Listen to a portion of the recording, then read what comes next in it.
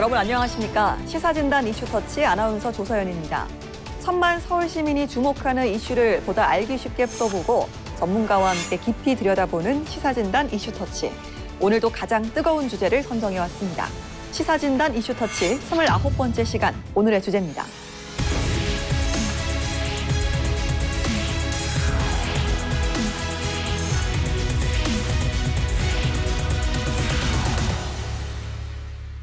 지난해 8월 서울에 쏟아진 기록적인 폭우로 인해서 서울 곳곳에 인명사고를 포함해 크고 작은 수해 피해가 일어났습니다. 그런데 올해에도 무더위와 함께 많은 폭우가 쏟아질 거란 전망들이 나오면서 서울에 또다시 큰 수해 피해가 생기진 않을지 우려가 커지고 있습니다. 지난해 수해 이후 서울시는 똑같은 피해가 되풀이되지 않도록 다양한 폭우 피해 예방책을 발표했는데요. 오늘은 장마철을 앞둔 서울, 그간 서울시가 발표했던 다양한 수해 예방 및 대비책을 살펴보고 여기에 대한 의견들을 나눠보도록 하겠습니다. 서울특별시의회 이상욱 의원, 한신 의원 나와주셨습니다. 두 분 어서 오십시오. 네, 반갑습니다.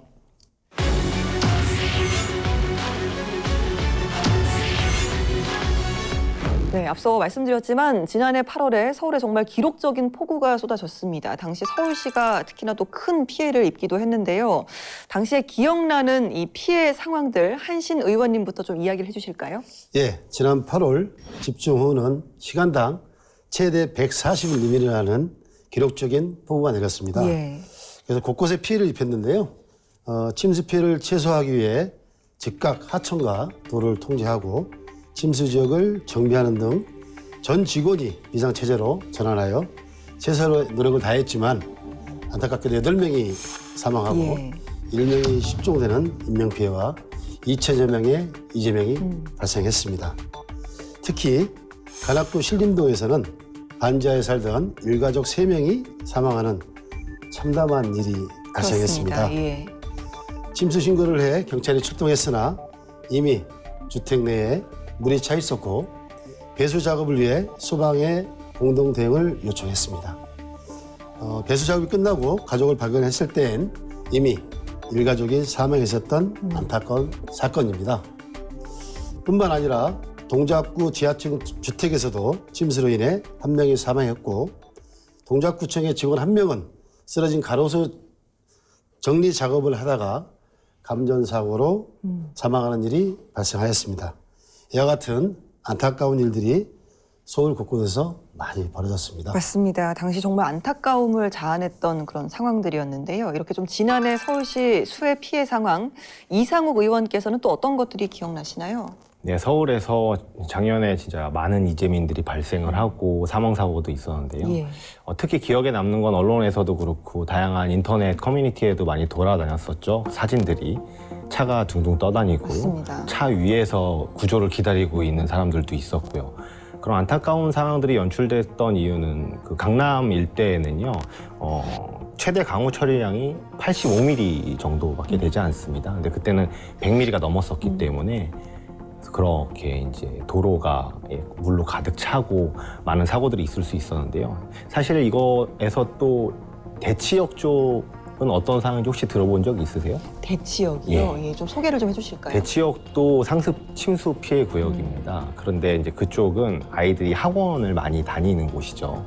그때 당시에 그 시간이 아이들이 학원 끝나고 나서 귀가하는 시간대였습니다. 집에 가기 위해서 아이들은 또 제대로 된 안내나 이런 것들이 조금 부족했었는지 집으로 걸어서 가고 맨홀 뚜껑이 또 열려 있어가지고 그 위험한 상황들에 직면을 하기도 했고요. 실제로 어떤 숨겨진 의인께서는 그게 한 8명 정도가 맨홀 뚜껑으로 빨려 들어갈 뻔한 거를 구해주셨다는 분도 있으시더라고요. 이렇게 집게에 잡히지 않는 위험한 상황들도 있습니다. 그렇기 때문에 우리 서울시에서도 우리 또 의회에서도 아주 다양하게 정책적인 고민들을 많이 하고 있고 시민들의 안전을 위해 항상 노력하고 있는 것이고요. 잊지 말아야겠죠, 이런 아픔들을. 그렇습니다. 말씀만으로 참 안타깝고 또 아찔하기도 했던 당시 상황을 좀 들어봤는데요.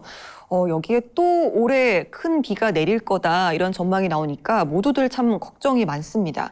수해 이후에 서울시가 즉각적인 예방대책 마련에 나섰었는데요. 올해 추가로 마련된 대책을 살펴보기 앞서서 지난해 발표됐던 주요 예방책들부터 짚어보도록 하겠습니다. 자, 지난해 발표됐던 서울시의 수해 예방 정책들 어떤 것들이 있었을까요? 한신 의원님. 먼저 방제 성능 목표를 상향 조정했습니다. 예. 기존 95mm에서 100mm로 상하였고 중점 관리 지역인 강남역 일대는 100mm로 목표를 잡아 집중 호우에 대한 대응력을 강화하였습니다. 예. 이를 위해 서울시에서 발표한 방제 성능 향상을 위한 풍수의 대책은 크게 세 가지입니다. 첫째, 대심도 빗물 배수터널 공사를 통해 집중 호우에 대한 대응력을 강화하기로 하였습니다. 1단계로 2027년까지 도림천, 강남역, 광화문 건설을 우선 추진하고 2단계로 2032년까지 사당역, 한강로, 길동 일대 건설을 추진 계획 중입니다. 그중 1단계 세개소는 올해 하반기에 착공하는 것을 목표로 삼고 있습니다. 둘째로 빗물 펌프장을 사천, 대천 사거리, 언남 고개에 3개소 신설하고 기존에 있던 금호, 양재 6개소의 펌프 용량을 지속적으로 증가하기로 하였습니다. 네. 예. 마지막으로 2026년까지 총 9.4만 톤 규모의 빗물 조류조를 신림 공영차고지, 신림 2 재정비 촉진지구, 종로구, 시흥동 3곳에 설치하기로 하였습니다. 추가로 지하 반지하 거주민들의 인명 재산 피해가 되풀이되지 않도록 지하 반지하 거주자를 위한 안전 대책을 내놓기로 했습니다. 예, 이렇게 대심도 빗물 배수 터널을 비롯해서 좀 세 가지의 대책 마련들을 좀 설명을 해주셨는데요. 일단 지난해 마련됐던 이 정책들의 현재까지 추진 상황이 좀 궁금합니다. 이상욱 의원님. 네, 사실 방금 전에 한신 의원님께서 어느 정도 말씀을 해주셔가지고 전 보완해서 좀 말씀드리는 거를 좀 예. 하겠습니다. 대심도 터널은요, 우리 지하 공간에다가 비가 많이 내렸을 때 그 빗물들을 저장해 두고 있다가 나중에 이제 비가 그치고 어느 정도 상황이 안정이 되면은 하천으로 흘려보내는 그런 아주 중요한 시설입니다. 그래서 이 대심도 터널을요, 1단계부터 해서 2단계로 해서 2개로 나눠서 추진을 하고 2032년까지 완공을 목표로 하고 있습니다. 그래서 대심도 터널 1단계는 2027년까지 해서요, 강남역 그리고 도림천 그리고 광화문 일대를 하려고 하고 있습니다. 2단계는 사당동 그리고 강동구, 용산구 일대를 추진하고 있고요. 1단계는 지금 현재 기본 설계 중에 있으며 하반기에는 공사를 착공할 거라는 보고를 받았습니다.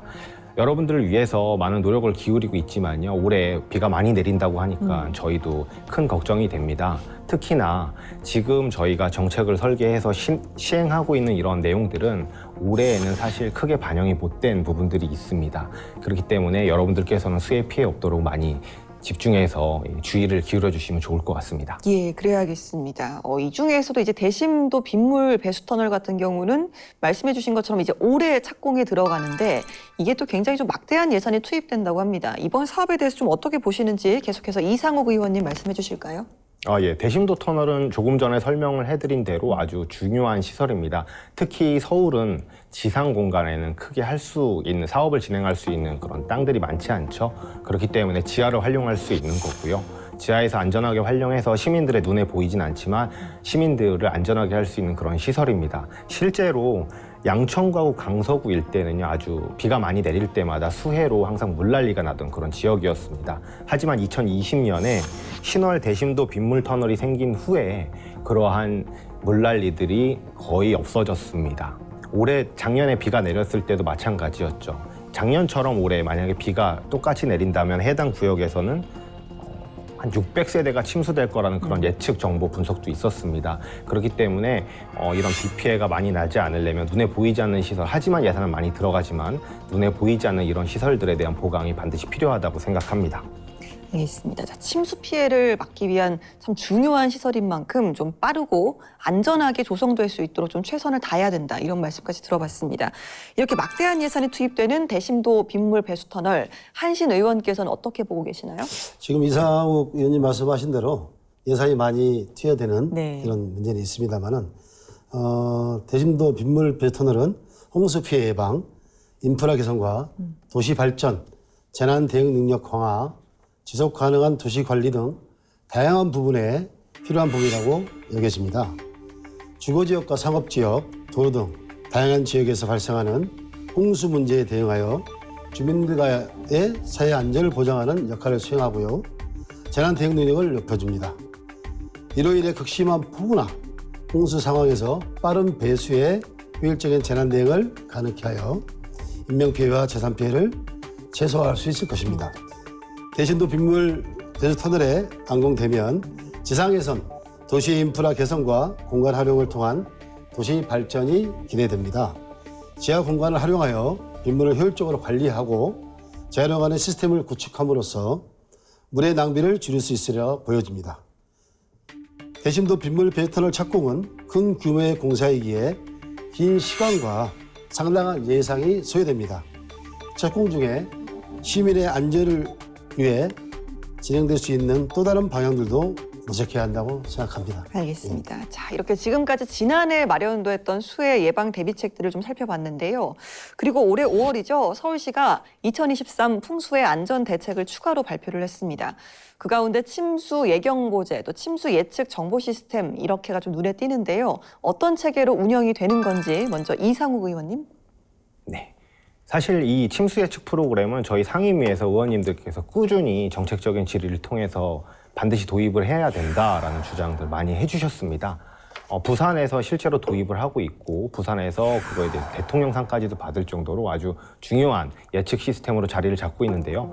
서울시에서도 그 내용들을 받아들여서 이제 시스템을 도입을 했고 얼마 전에 저희 상임위 의원님들께 다 이제 시연을 보이기도 했습니다. 아직 최종적으로 완성이 된 단계는 아니지만 그래도 어느 정도 어떻게 될 수 있다는 건 알 수 있었는데요. 실제로 비가 100mm가 내렸을 때 자기 지역구나 자기 동네에 어느 정도 비가 어디서부터 점점씩 많이 내리는지 피해를 어디서부터 도망가야 되는지가 좀 나와서 아주 좀 안심을 할 수 있었다고 할 수 있었습니다. 하지만 이 부분에서 중요한 거는 얼마 전에 있었던 우리 문자를 발송했었던 그래서 또 많은 시민들께서 불편해하셨던 내용이 있죠. 하지만 안전을 위해서는 선제적으로 대처를 해야 되는 게 맞다고 생각이 듭니다. 특히 이 시스템 같은 경우는 예측 시스템이기 때문에 결과는 다를 수 있습니다. 하지만 여러분들께 침수가 예측이 된다라는 문자를 받게 된다면 여러분들께서는 그런 일이 벌어지지 않겠지라고 하는 아니란 생각보다는 먼저 대피를 하시고 대피할 공간들을 알아보셔서 대피를 하시고 또 재산들을 어느 정도 지킬 수 있는 방법들까지 좀 생각을 하셔가지고 안전에 도움이 될 수 있도록 먼저 대피를 해주셔야 됩니다. 그래야지 이 시스템은 제대로 도입이 될 수 있으니까요. 아무쪼록 좀 현장에서 효과적으로 활용될 수 있길 기대해 보도록 하겠습니다. 이렇게 또 이야기한 시스템들 외에는 또 어떤 대책이 발표됐을까요? 한신 의원님. 우선 제2약자와 함께 동행 파트너를 도입하였습니다. 동행 파트너란 반지하 주택 거주 제2약자의 인명피해를 막기 위해서 만든 주민협업체입니다. 현재 반지하 거주 제2약자가 954가구와 2,391명의 매칭을 완료한 상태입니다. 주로 이제 이 가구에 거주하시는 분들은 중증 장애인이나 노인분들이 많이 거주하시거든요. 이 동행 파트너는 지역 시행에 밝은 통장님들, 그다음에 반장님들 대상으로 건물이나 인접거리에 거주하는 이웃주민, 자치구 돌봄 공무원 총 5인 이내로 구성되어 있습니다.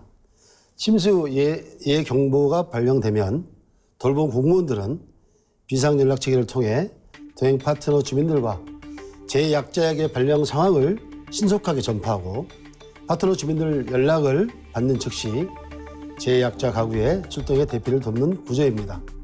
침수 예경보제가 발령되었을 때 차량 침수자와 운전자 고립 사고를 막기 위해 침수 취약차 도로에 차량 진입을 즉시 차단하고 내비게이션으로 우회도로를 안내해주는 제도입니다. 올해 5월 강남역에 차량 통제 후 시범 운영을 하였고 앞으로 상황을 철저히 준비토록 하겠습니다. 알겠습니다. 지난해부터 올해 추가 대책까지 서울시가 발표한 다양한 수해 예방 대비책들을 좀 들어봤습니다. 이 중에서요, 좀 미흡한 부분은 없을지 한신 의원님의 생각을 좀 들어볼까요? 예, 지난해 큰 악몽을 겪었음에도 아직 반지하에 거주하고 아직 이주 지원 정책이 활발히 이루어지지 않고 있고 강남의 빗물바지 시설 또한 많은 쓰레기로 인해 제대로 작동하지 않습니다. 관악구의 차수막, 빗물바지 시설들 또한 제대로 설치되지 않은 채로 우리는 곧 다가올 우기를 맞이해 심히 우려됩니다. 그런데 수해라고 하면 천재지변이기 때문에 아무리 준비해도 부족하다고 생각합니다. 인간이 할 수 있는 다양한 방법들을 동원하여 시민들을 지키고 최대한 피해가 발생하지 않게끔 노력할 뿐입니다. 저희 서울시의회는 시민의 눈높이에서 안정성을 감시하고 예산 편성을 확인하며 제대로 수해 예방이 이루어지도록 서울시를 감시 감독하겠습니다. 예, 여러 대책들이 나오긴 했지만 아직까지 실현되지 않은 정책들이 많기 때문에 이 부분이 좀 우려가 된다라는 점을 짚어주셨습니다. 네, 이상욱 의원님께서는 이런 서울시의 수해 예방 또 대비책 충분하다고 보시는지요?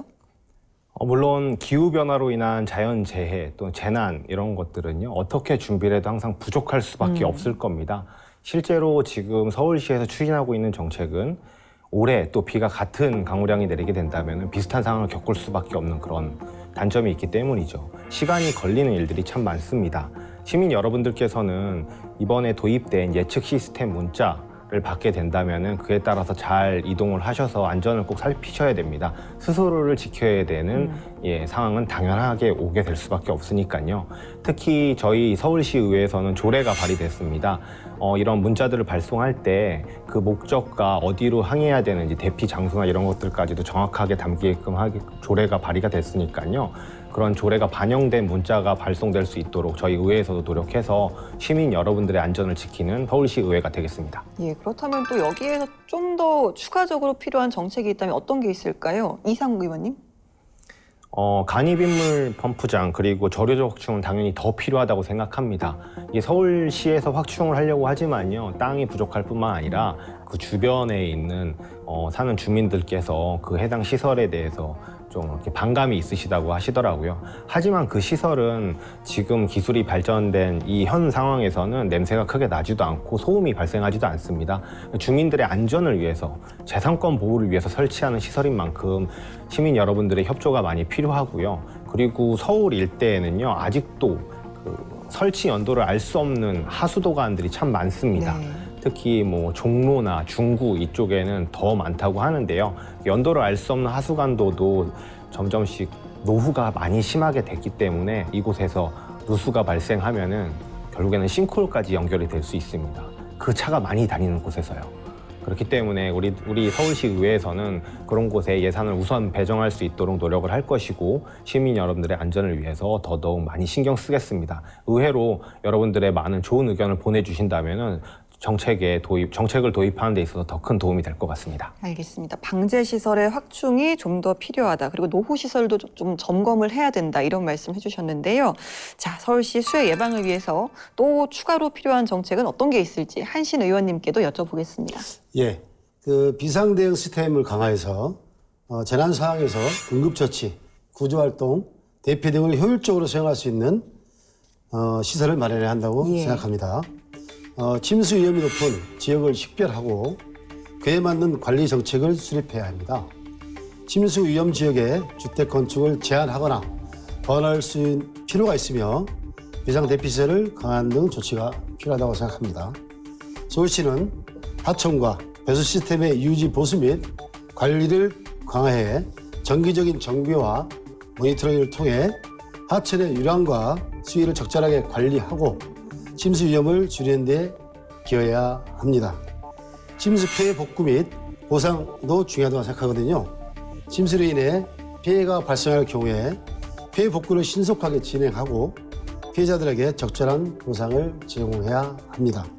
이를 위해 피해 조사 및 평가 시스템을 운영하고 복구 지원을 위한 예산을 확보해야 합니다.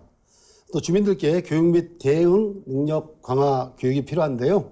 주민들에게 수해 위험에 대한 인식과 대응 능력을 강화하는 교육 프로그램을 제공해야 합니다. 침수 대피 방법, 비상연락처, 대피 시설 등에 대한 정보를 제공하고 시민들이 재난 상황에 대비하고 대응할 수 있도록 지원해야 합니다. 제가 한 가지 그 저지대에 있는 반지하에 거주하시는 분들이 지난해 8월에 사망하신 분도 계시고 아마 다치셔서 병원 신세 주신 분들이 계시는데 지금 그 반지하에 출입하는 문이 대부분이 바깥쪽으로 열리게 설계가 돼 있거든요. 네. 아마 이제 건축법이나 그런 여러 가지 요인이 있을 텐데요. 우리가 그 회사 건물이나 출입할 때 보면은 밀기도 하고 당기기도 하는 분들이 있잖아요. 그래서 만약에 지금 지하에 살던 분들이 비가 들어갔을 때 지하에 문이 안쪽으로 열렸었다면 예. 그러면 물이 밀고 들어오면서 아마 대피가 가능했을까 생각이 되고요. 또 한 가지 방범창이 아마 고정이 돼 있다 보니까 비가 유입이 됐을 때 방범창을 뚫고 나와야 되는데 뚫고 나올 그런 힘들이 없는 노인이나 중증 장애인들이 대부분 지하에 살기 때문에 지금 도입되고 있는 것들이 뭐냐면 방범창을 안에서 열 수 있게끔 개발을 하고 있거든요. 예. 서울시의 안전총괄실이나 담당 부서에서는 저지대에 있는 그 지하에 살고 있는 분들한테 이런 훈련도 필요하지만 문을 쉽게 열 수 있는 방법 하나, 그 다음에 방범창을 쉽게 안에서 조작할 수 있는 그런 시설들로 인해서 피해가 없도록 좀 힘을 써야 될 거라고 생각합니다. 예, 일단 문이 안으로 열리는 것, 또 방범창을 예. 안에서 좀 손쉽게 열고 그렇습니다. 나올 수 있는 것, 예, 이런 것도 개방할 수 좀 있는 방법이 있습니다. 중요하다는 말씀을 예, 했는데 그렇습니다. 이상우 의원께서는 어떻게 들으셨어요? 아주 필요한 내용이라고 들었습니다. 실제로 시에서도 그런 내용들을 더 많이 보강을 해서 해야지 된다고 생각을 하고요. 실제 그때 지하 반지하에 물이 찼을 때 119가 갔었죠. 예. 근데 119가 갔었는데 응급차가 먼저 갔던 겁니다. 그랬더니 그 안에 그 설비들이 없는 거예요. 부족해. 방범창을 예. 딸 수 있는 게. 그래서 그 차가 가고 그걸 딸 수 있는 또 다른 구급차가 왔습니다. 그런 정도로 지금 사실 그 설비들이 차 안에 곳곳에 없는 것들이 있을 수밖에 없거든요. 왜냐하면은 그거는 환자를 또 이송해야 되는 차고 어느 차는 이제 실제로 그렇습니다. 구조를 위한 예. 차가 있기 때문에 그런 내용들이 보강이 된다면 응급차에 그런 시설들이 없어도 좀 나올 수 있기 때문에 생존율이 훨씬 올라갈 거기 때문에 아주 예. 필요한 거라고 생각합니다. 실전에 좀 대비한 어떤 보완이 좀 필요해 보이는데요. 저는 이 부분이 좀 궁금한 것 같습니다. 두 분 모두 좀 일단 이 대응책도 중요하지만 여기에 대응하는 주민들의 능력이 중요하다라는 부분을 굉장히 좀 강조를 해주셨는데요. 이런 부분은 좀 올해 당장 큰 비가 올 텐데 그 전까지 어떻게 뭐 교육이 되거나 정보가 좀 전해졌거나 이런 부분의 차원에서 노력이 있을까요? 이상우 의원님? 실제로 지금 상황에서는 아직까지는 좀 부족한 것 같습니다. 근데 저희가 그나마 좀 다행인 점은 첫 번째로는 유관단체하고는 각 구에서 소방과 함께 그런 훈련들을 진행을 했었고요.